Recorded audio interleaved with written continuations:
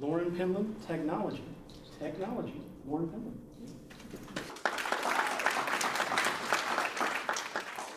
Tam, the remote won't work again, and before you ask, I changed the batteries. Tim is my husband, by the way. Walks up the stairs, takes the remotes. I'll be right back. I hear him walking down the stairs, rumbling through the drawer. Then I hear, Lauren, it was bad batteries and the wrong remote for that TV. Well, Tim, you are Chief Technology Officer of our home.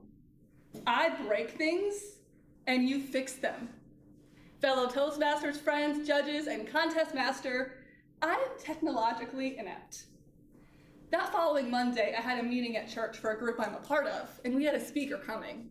And Deb is our vivacious leader. She believes in everybody. And she said, Mark, we will put you in charge of the food. Susan, we'll put you in charge of all of the scheduling.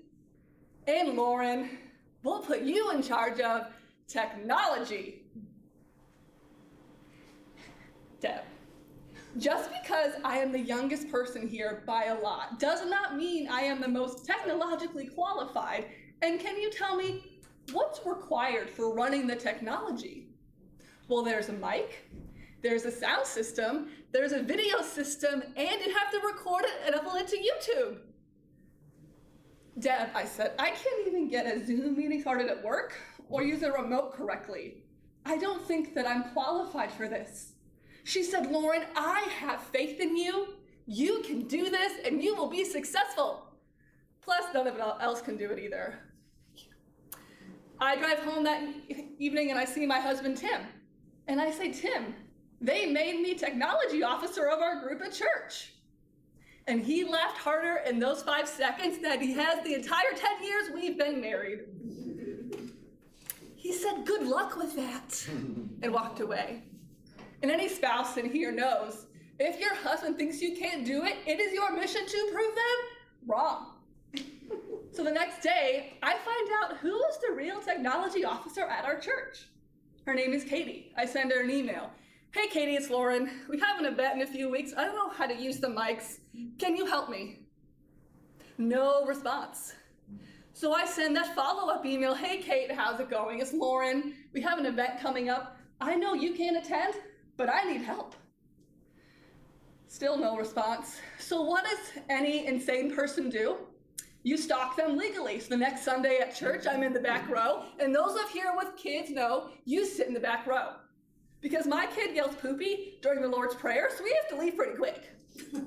And I look for Katie. I don't see her anyway. So I bust out early because I sit in the back row. And I still can't find her. So I ask around, have you seen Katie? Have you seen Katie? And one poor soul says, oh, she went upstairs. Perfect. I run up those stairs so fast, I see her at the end of the hallway, and I say, Katie, are you able to help me? And just dread comes down her because she knew I found her. And she said, Lauren, I'm busy. And I said, I understand, I respect you, but if you don't help me, I'm gonna break something. Okay. So the next day I show up to learn. I have a red pen and a spiral. And we walk up the stairs to the room with the technology. And she says, are you ready? And I say, Katie, I've been waiting for weeks. I'm bored ready. She says, you go like this. You press this button, this button, this button, open it up, and then you do this, but don't press these, and all the way through. And I'm taking notes. She looks at my notes, like, oh, they make sense to me, don't worry. I know how to do this. She's okay. She turns it off and says, Lauren, give it a shot.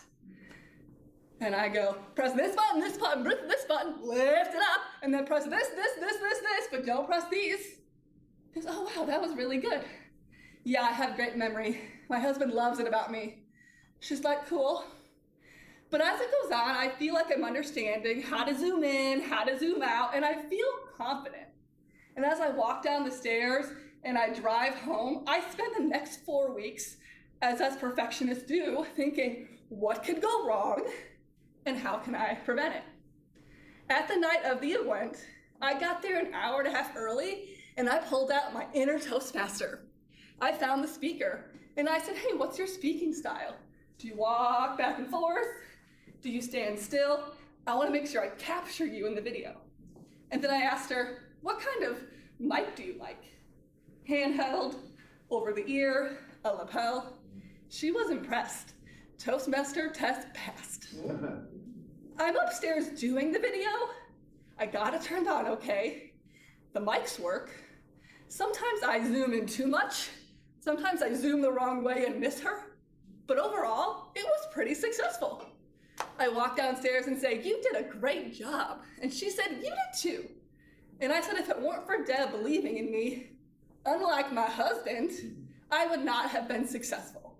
I also thank Katie too, because she gave me the rights to touch the technology. Fellow Toastmasters and friends, next time you're asked to do something you don't know how to do, just try it. Believe in yourself and allow others to believe in you. And last but not least, I recommend you all label your remotes to avoid the troubles we have in our house. Mr. Contest Master.